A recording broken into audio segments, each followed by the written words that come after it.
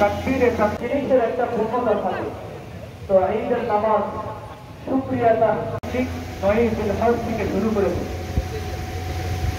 এই তাকবীরে তসবিহ কোথা থেকে এলো? ইব্রাহিম আলাইহিস সালাম, হযরত ইব্রাহিম আলাইহিস সালাম তখন আল্লাহ তাআলার হুকুমে আপনাকে এক রূপ বানিয়ে হযরত জিবরিল আমিন বলতেছিলেন,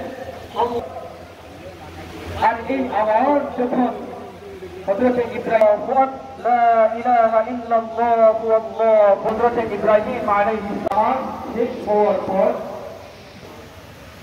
সবাই দিকে রওনা হয়ে যায়।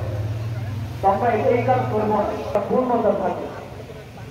প্রত্যেক আমাদেরকে হাতিয়ে দিলেন আর আমরা শুধুমাত্র সালাম ফিরিয়ে চলে গেলাম, এটা আমাদের জন্য ঠিক হবে না।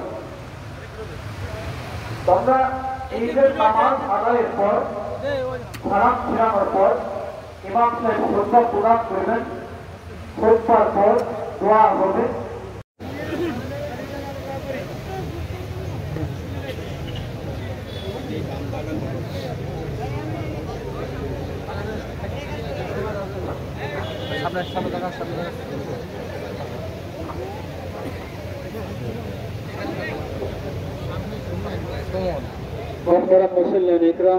وتعالى في سورة الكوثر فصل لربك وانحر.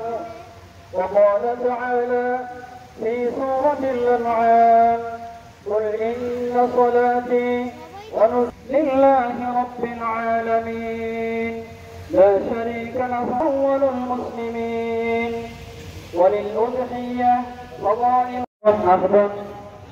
আপনারা সকলেই দোয়া শেষ করে এরপরে ইনশাআল্লাহ বাড়ি থেকে রওনা করবেন।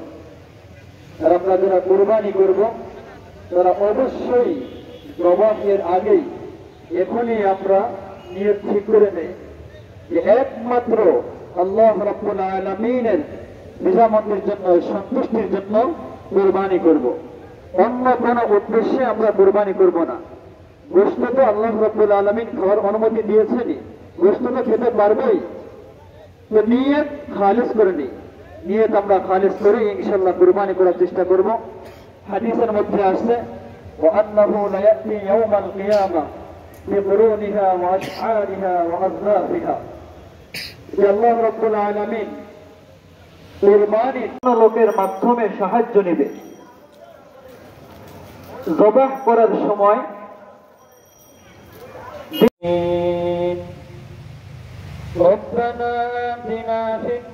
বয়সটা লিখি, বয়সটা তখন লিখি যে 18 বছরের নিচে। আমার খুব কষ্ট লাগে, মায়া লাগে।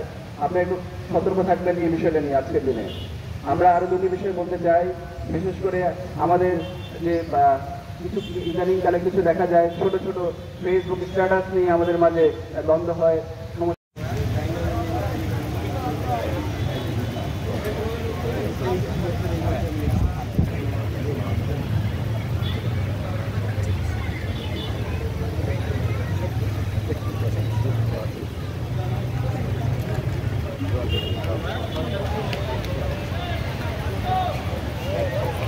আপনাদেরকে সবসময় পাওয়া যায় না, তাই একটা সুযোগ হয়েছে আমাদের কথা বলার জন্য।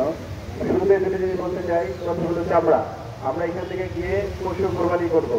আল্লাহর নিকট আজকে যে আমল, এই কোরবানির সময় যে আমল, এই মুহূর্তে নামাজের পরে সবচেয়ে বেশি গুরুত্বপূর্ণ, সেটি হলো যে কোরবানির পশুর রক্ত।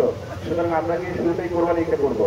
কোরবানি করার পরে যে চামড়া থাকে, চামড়ার বিষয়ে বলা হয়েছে বারবার, বাণিজ্য মন্ত্রণালয় থেকে বলা হয়েছে, এটি আমরা সংগ্রহ সংরক্ষণ প্রক্রিয়াজাতকরণে আমরা আবশ্যিকভাবে সুন্দর করে করব। এটি কোনো অবস্থাতেই যেন কোনো ক্ষতি না হয় সেটি খেয়াল রাখবো। এটি গরিবের হক। আমরা যদি পারি, ইমাম সাহেব বলেছেন, আমরা কোনো মিল্লা অথবা গড়িয়ে দিয়ে দিতে পারি, অথবা যে বিক্রি করে গরিবকে সহায়তা করতে পারি, এটি আমরা খেয়াল করবো। পাশাপাশি না থাকায় আমরা যে ব্যবস্থা করেছি, ব্যবস্থা যদি কোনো ভুল থেকে থাকে আপনারা সেটা আমাদের দেখবেন।